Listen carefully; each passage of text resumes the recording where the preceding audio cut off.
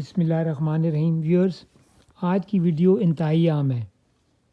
جب کسی گھر میں میت ہو جاتی ہے، فوتگی ہو جاتی ہے، تو اس کے رشتہ دار، اس کے یار دوست، اہل محلہ سب آ جاتے ہیں۔ تو پہلے 3 دن اس پر بہت سخت گزرتے ہیں۔ صبح اگر میت ہو جائے تو صبح جب لوگ آتے ہیں، اگر سردیاں ہیں تو سارا دن چائے چلتی ہے، گرمیاں ہیں تو صبح سے ہی شربت بننا شروع ہو جاتا ہے۔ تو دن کو اس کو بیچارے کو دفنانے کے بعد جو بھی مہمان آئے ہوتے ہیں یا رشتہ دار، سارے رشتہ دار آئے ہوتے ہیں، تو کھانا چلتا ہے سارا دن۔ تو کتنی مشکل ہو جاتی ہے اس بیچارے پر۔ اسی طرح پھر لوگ بیٹھے رہتے ہیں رات 9-10 بجے تک، رات کا بھی کھانا چلتا ہے۔ اسی طرح 3 دن اس بیچارے کے گھر میں روز دیگوں پہ دیگیں بن رہی ہیں۔ یہ تو ہمارے بااثر اس کے بااثر رشتہ داروں کا کام ہے کہ جو امیر ہیں وہ کھانا بنا کے لائیں، نہ کہ وہ بیچارہ اپنی میت کو سنبھالے یا کہ وہ دیگوں پہ شروع ہو جائے کہ جی دیگیں پکانی ہے، میرے پھوپھیاں، میری خالائیں، میرے ماموں، چچا سب آئیں گے تو میں ان کو کھانے کھلاؤں گا۔ یہ انتہائی گندی رسم ہے۔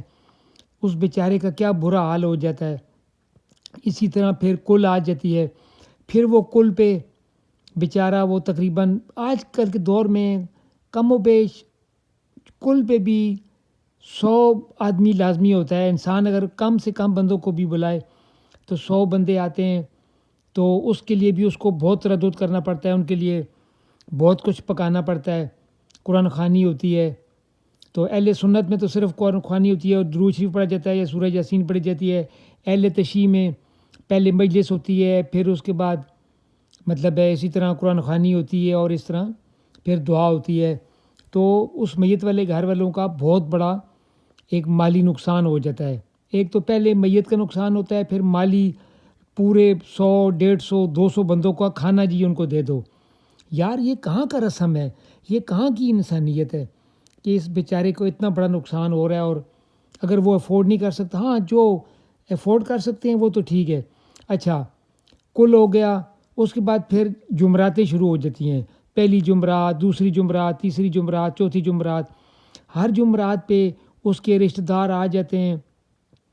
اس طرح پھر وہی ہوتا ہے، 100، 150، 200، 250، 300 بندے کو بلاتے ہیں۔ ایک قرآن پڑھا جاتا ہے، کچھ وہ درود شریف پڑھ لیا کسی نے تو ٹھیک ہے۔ صرف ایک قرآن پڑھنے کے بعد وہ بھی جو قرآن پڑھتے ہیں وہ بھی بس فٹافٹ قرآن پڑھا، اس کے بعد دیگیں چل رہی ہیں جی۔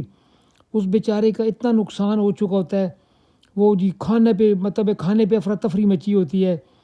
کھانا ہی کھانا 2، 3، 4 گھنٹے تو بس کھانے بھی لگ جاتے ہیں۔ اوے نان لے آؤ، اوے دیگیں ادھر کر دو، پانی لے آؤ، اوے حلوہ بھی ہے وہ حلوہ بھی لے آؤ۔ تو بس کھانے پہ ہی باتیں ہو رہی ہیں۔ او جی اچھا جی مولوی صاحب کے لیے کھانا تیار کرو، مولوی صاحب کا لفافہ تیار کرو۔ اسی طرح ہر جمعرات پہ اس بیچارے کی 5-6 دیگیں اور 300-400 بندوں کا کھانا۔ اچھا اس کے بعد 40واں آ گیا۔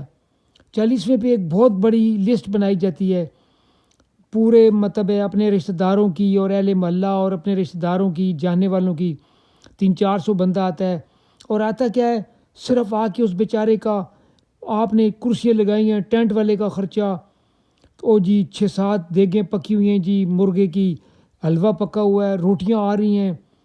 تو یہ 3 آئٹم تو پکے ہوتے ہیں، اور اتنے لوگ وہاں اس پہ ڈیوٹیاں ہوتی ہیں کہ اس بیچارے کو وہ کہاں سے افورڈ کرے۔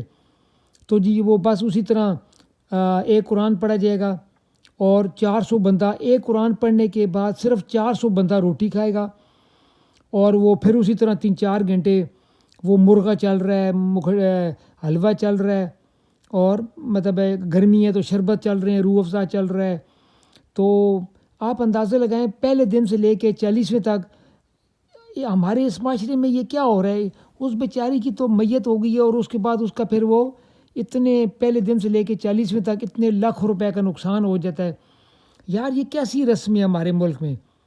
ہمارے بااثر رشتہ دار اس کے بااثر رشتہ داروں کو یہ کام ہے کہ یہ وہ کام کریں کہ پہلے دن سے لے کے پہلے دن اور دوسرا اور تیسرا دن چلے کر لیں، تو باقی یہ جمعراتوں میں اگر دیکھیں اگر ہم کوشش کریں ہم اپنی تعلیمات ایسی رکھیں کہ اگر بندہ خود ہی زندگی میں اپنی نمازیں پوری کرے، اپنے اعمال پوری کرے، روزے پورے رکھے، ہمیں ضرورت ہی نہیں ہے کہ ہم مرنے کے بعد اس کے لیے قرآن اس لیے تو نہیں آیا نا کہ مردے کو دفنانے کے لیے. قرآن یتدبرون، کہ اس پہ تدبر کرو، اس پہ غور کرو، اس کو پڑھو کہ ہمیں زندگی کیسے گزارنی ہے. قرآن میت کو بخشوانے کے لیے نہیں آیا.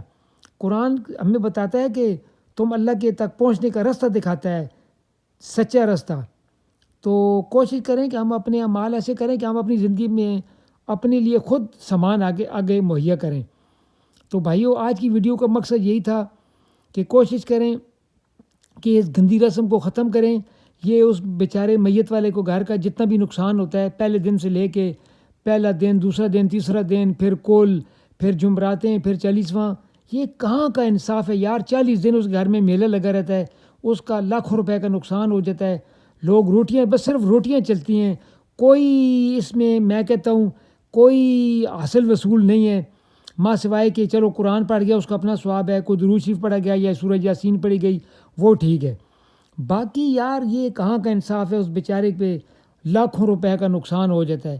تو برائے مہربانی کوئی اس رسم کو ختم کریں اور کوشش کریں اپنی اولاد کو بتا جائیں کہ یار میرے مرنے کے بعد یہ رسمیں نہیں کرنی.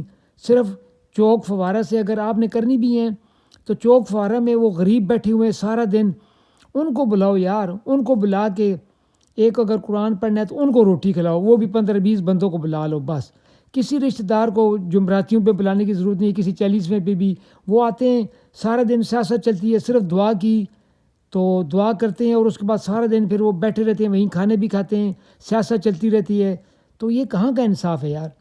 تو صرف میں کہتا ہوں غریبوں کو بلائیں اور چوک فوارہ میں جو بیٹھے مزدوروں کو بلائیں، جس کو قرآن آتا ہے وہ پڑھے اور ان کو روٹی کھلا دیں بس. آج کی ویڈیو کا یہی مقصد تھا.